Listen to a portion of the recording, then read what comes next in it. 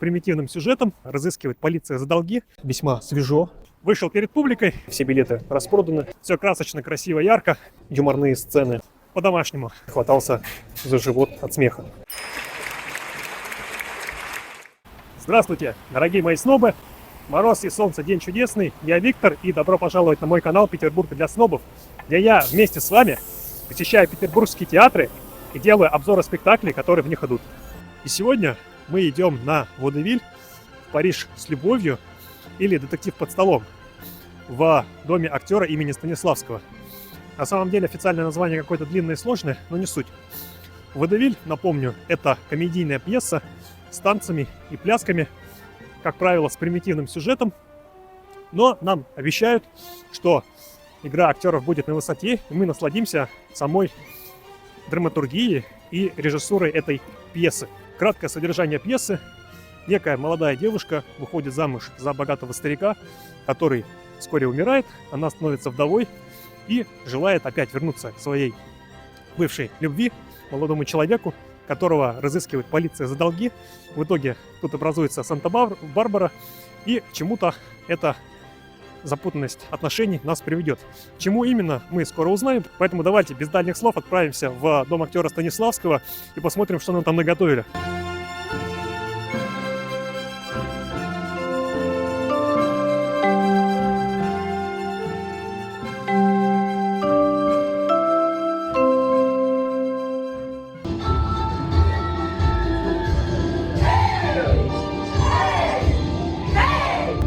Господа, закончился первый акт, у нас сейчас антракт. Впечатление о пьесе я скажу в конце, после всего спектакля. Но пока могу сказать, что мне в целом нравится. Это то, что я ожидал. Но здесь весьма свежо, скажем мягко, а иногда даже холодно. Поэтому если на улице минус 25, как сегодня, полный Красноярск, то одеваться в театр тоже нужно соответственно. Иначе замерзнете. Зато не уснете.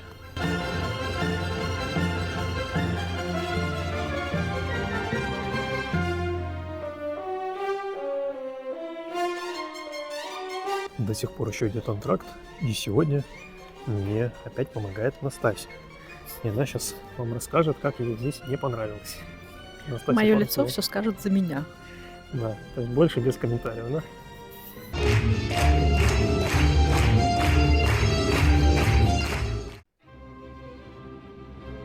Итак, друзья, закончился спектакль. Я сейчас буду рассказывать впечатления. Но перед тем, как я буду рассказывать про впечатления, я вам скажу, что интересно было то, что перед самым спектаклем режиссер спектакля или художественный руководитель театра вышел перед публикой и в целом рассказал о внутренней кухне их театра, об этой постановке, так сказать, подготовил зрителей. Это было интересно, необычно и получилось как-то по-домашнему. А мы пока идем по Невскому проспекту, видите, все красочно, красиво, ярко.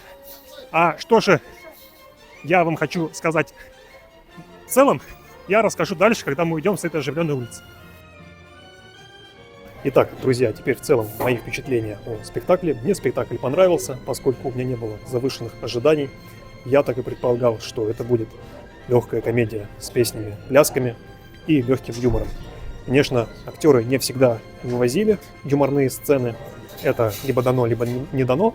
Но некоторые места были веселые, хотя не могу припомнить ни одного места, когда бы я хватался за живот от смеха. Тем не менее, мне больше понравились актеры-девушки. Они были веселые, красивые, когда в гриме и ты сидишь на задних рядах. Главный актер, мужчина, может быть, сыграл не слишком убедительно, на мой взгляд. Но в целом актеры были молодые, и это мне очень понравилось. Спектакль был живой, веселый, и в целом у меня остались приятные впечатления. Поэтому мое резюме такое.